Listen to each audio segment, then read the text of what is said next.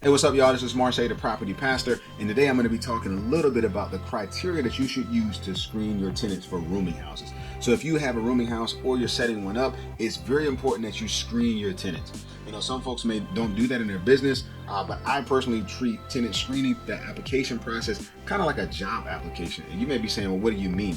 Well, one of the things that I look at for the property is that tenant is going to be in the property, so they got to take care of my property. They need to pay their rent on time. They need to produce. So it's important that you screen that tenant, right? It's important that you kind of like on a job, you take them through the interview process. It's important that you take them through the screening process. Now, rooming houses are a bit unique.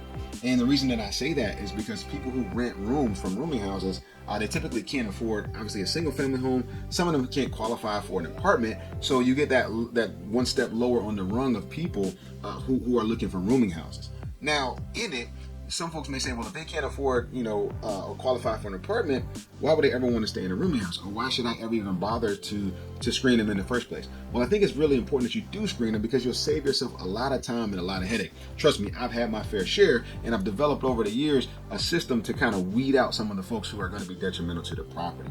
So like I mentioned, some of the tenants that you're going to run into, right, they're going to have a little bit more baggage with them. They may have bad credit. They may even have a criminal past, but most of them just have a lower income. Now, typically an apartment or a house will require 3 times the rent. So I want to talk a little bit about the criteria that I use, because typically you're just not going to find people that are making 3 times the rent that want to rent a rooming house. So as I talked about previously in another video, I typically rent individual rooms from anywhere from $500 to $700. That's what kind of works in my market, depending on the amenities, depending on the location. But in terms of screening tenants, I always check their background. I always do a background check for the tenant. Like I said, it's almost, you got to treat it like a job interview. So the first thing you're going to look for is a criminal background. So in my business, I don't allow people that have a felony past to rent from me. Now, granted, if it was 30 years ago, that's a little bit different story. But for the most part, if they have a felony past on their record, then typically we will not rent to them. We always check for sex offender status and things of that nature, because we just want to understand. We've got sometimes we can have 4 people living in one house. We've got our job is to make sure that everyone is safe and they don't put each other at risk. They're not a threat to one another. So that felony past is very important in terms of criminal background. The other piece is evictions. Now, I don't particularly like to rent to people with evictions. I think if you can avoid it, you don't want to bring people on who have an eviction in their past. The reason is because they've already done that before. They've either learned from it or they're going to repeat it again. Now, if you decide to take on somebody who does have evictions on their record, I think it's really important that you sign a very short lease. Right? That could be 1 month, it could be 3 months, but it's important that you sign that lease because it's typically easier to get that person out once their lease is up than it is to try to evict them in certain times, especially during COVID-19. Additionally, you can charge additional rent.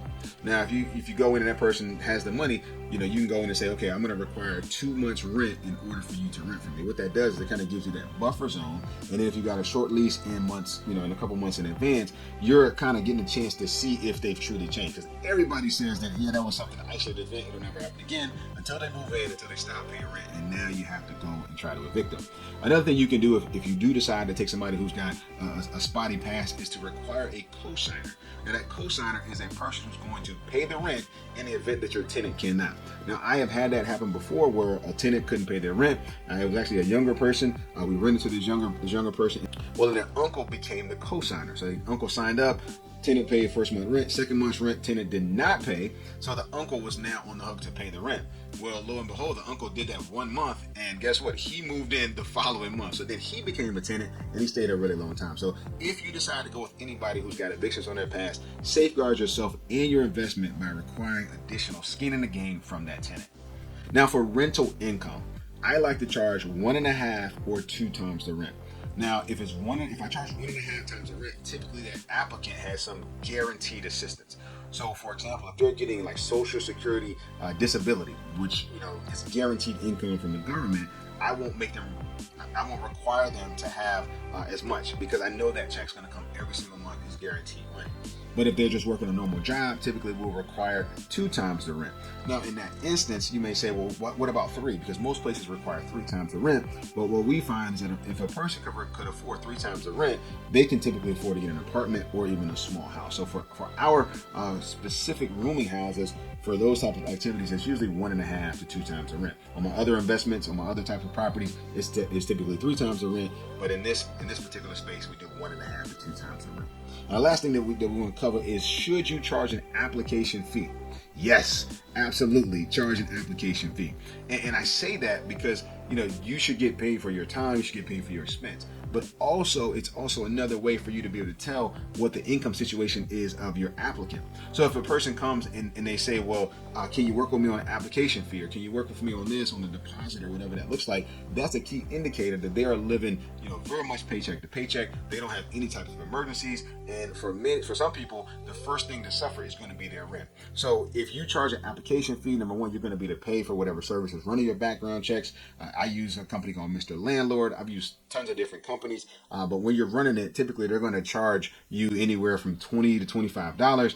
And I'll make sure I cover those bases. I may charge $30, $35. I want to make sure that I pay for that service and for my time as well. And then you want to check references. You always want to check references. So if a person doesn't put any references down, that's an automatic red flag. But as they put those references, you want to call on the job. You want to make sure they've been employed there for the amount of time.